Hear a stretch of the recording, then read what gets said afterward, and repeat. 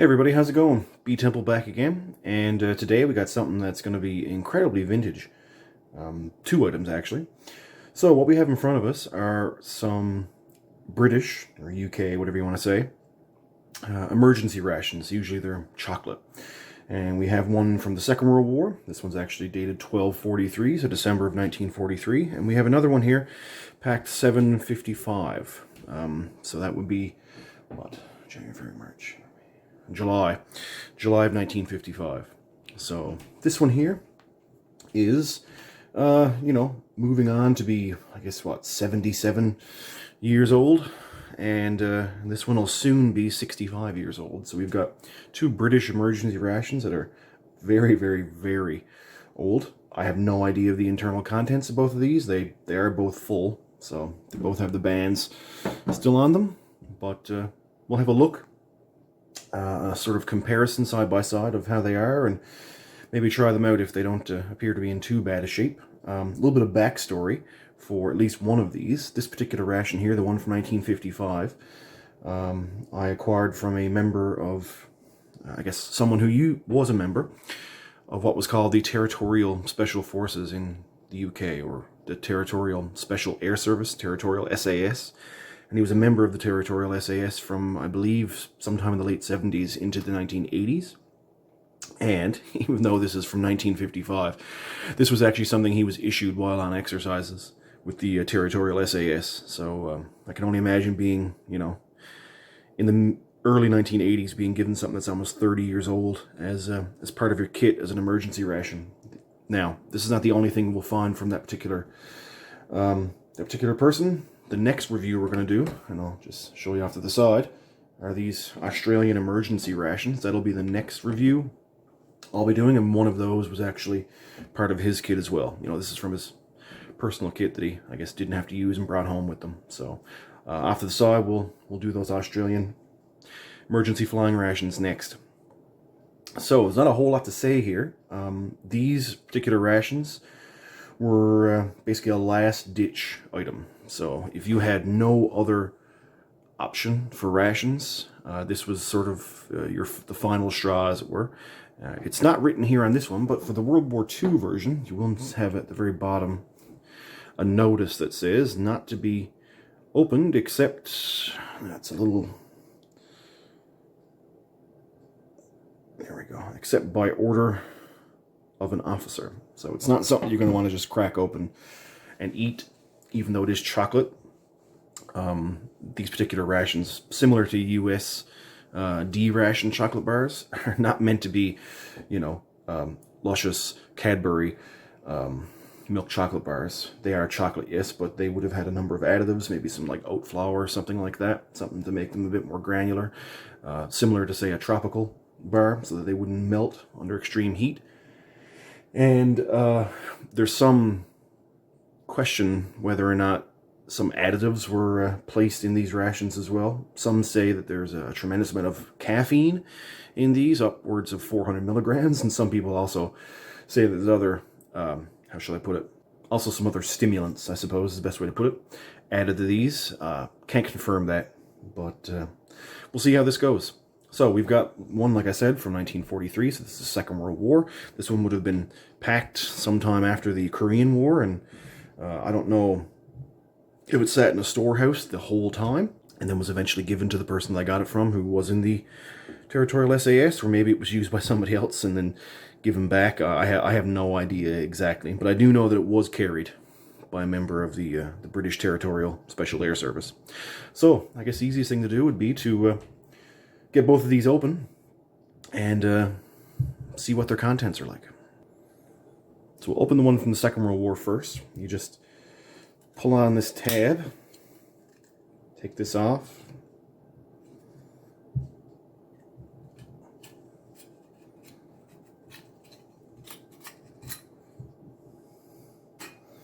and you've got a seal around here that we have to lift, so just give me 1 second. Okay, nobody needed to see me struggle for 5 minutes to get that open, but I have to tell you, this was incredibly difficult to get open. There's a rubber gasket or seal on the inside of this, and that was incredibly incredibly vacuum sealed. So we'll just have a little look at the actual bar itself. You'll even see the embossed print, I guess, of the cover that's stuck into this. And it doesn't look horribly bloomed compared to only one other one I've seen of this particular age has been reviewed, and that was by Steve 1989, and his was incredibly bloomed. But when the time comes, we're going to open up this one, and then we're going to lay it out and give both of them a try. So, for the 1955 one, we'll do the same thing. We'll just pull the tab.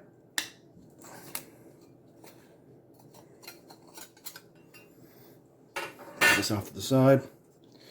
Same idea. I'm going to go and try to get the cover off this as easy as I can without destroying it. And we'll come back. And this one was pretty much the same. The rubber from the gasket itself had actually adhered to the can, so there was no way you're going to just haul it off by hand. I had to kind of pry that one a bit. So there are two emergency rations. I guess the easiest thing to do now would be, I suppose, is just try to get them out and see how they look. So guys, as you can see, we've got a completely different composition here between the span of you know, like 11.5 years, I suppose. This is the World War II, 1943 version. And this actually has not bloomed very badly at all. It's flat on this end. You can actually see the scoring here, where this wasn't meant to be something that you just ate all in one sitting. This was supposed to, you know, sustain you for a day, maybe two if need be, if you had literally nothing else to eat. So yeah, this was the idea being, you just break this off into 4 chunks, and that's it. It's wrapped in cellophane.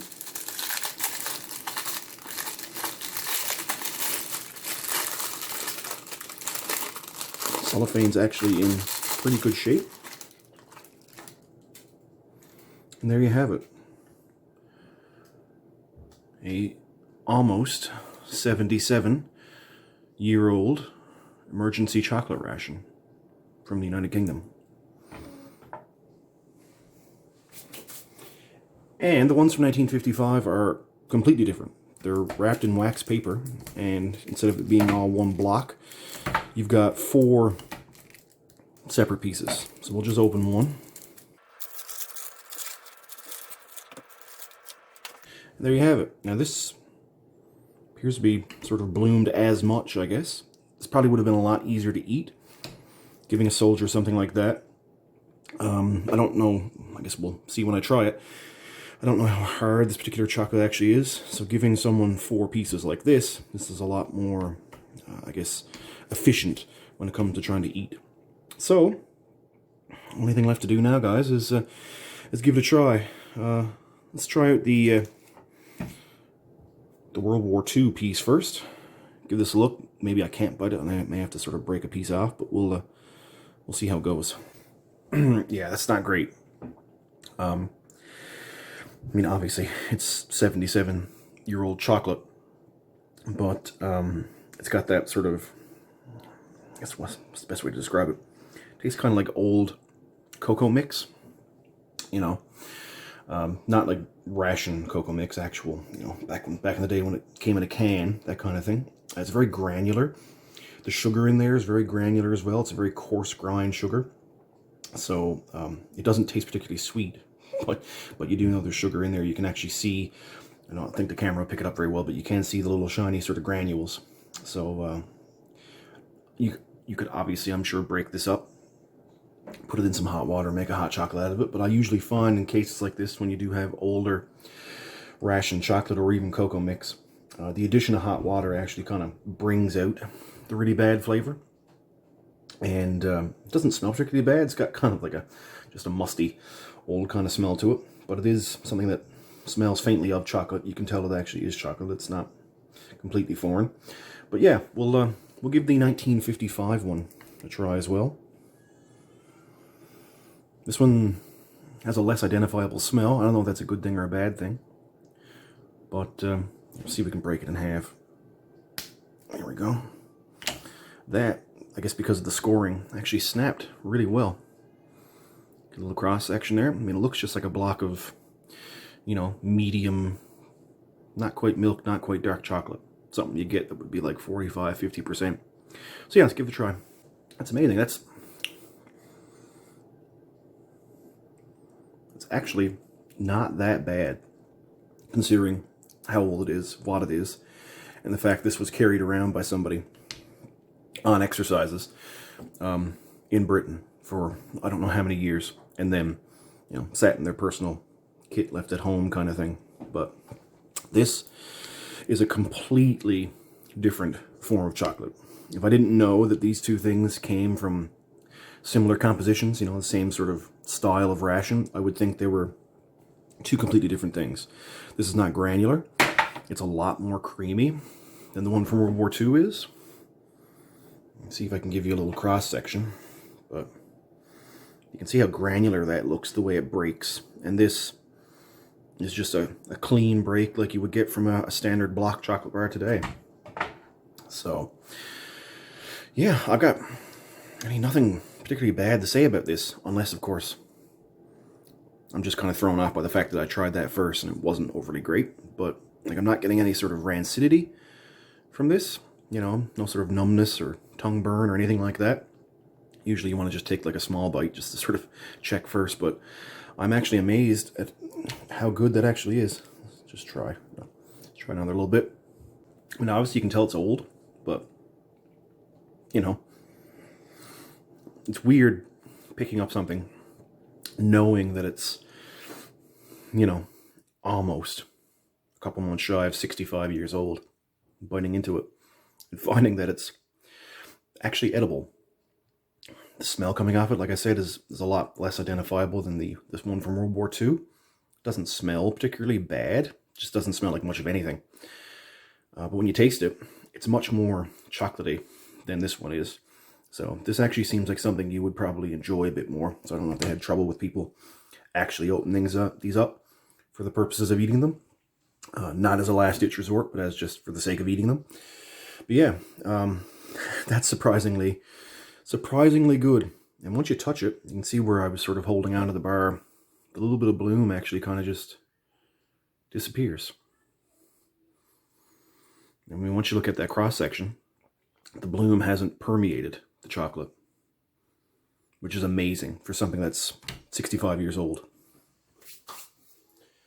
So guys, I'm not really going to do a whole lot more with this. I'm pleasantly surprised. I had this particular ration from World War II for a while, and because of the quality, I guess, or the condition of the ration, you can see how, you know, a lot of the patina's on it and a lot of rust, all that kind of stuff. I was worried that I was going to open this and it was just going to be a huge puffed up ball of basically chocolate powder. So I'm very happy to know that it actually survived fairly well, and that it wasn't too bad a quality. And this one, I really had no idea what the contents were going to be like. Obviously the ration itself, the tin, appeared to be in much better shape, and I guess the contents would show the same. This is very, very good. As you can see, you know, no puffiness, hasn't broken through the wax paper, and that's incredibly surprising for something that is pretty much 65 years old. So guys, really not a whole lot much more to say. I'm not going to make hot chocolate or anything with these. Who knows, I may enjoy some more of this one, and I'll probably try to vacuum seal that one again and save it. But that's about all we're going to do for this particular review. And next we're going to move on to the next review, which will be our emergency flying rations. And I guess you'll see in a little bit, whenever the next review does come out, how those fared. So, like I always like to say, thanks a lot for stopping by, and have a good one.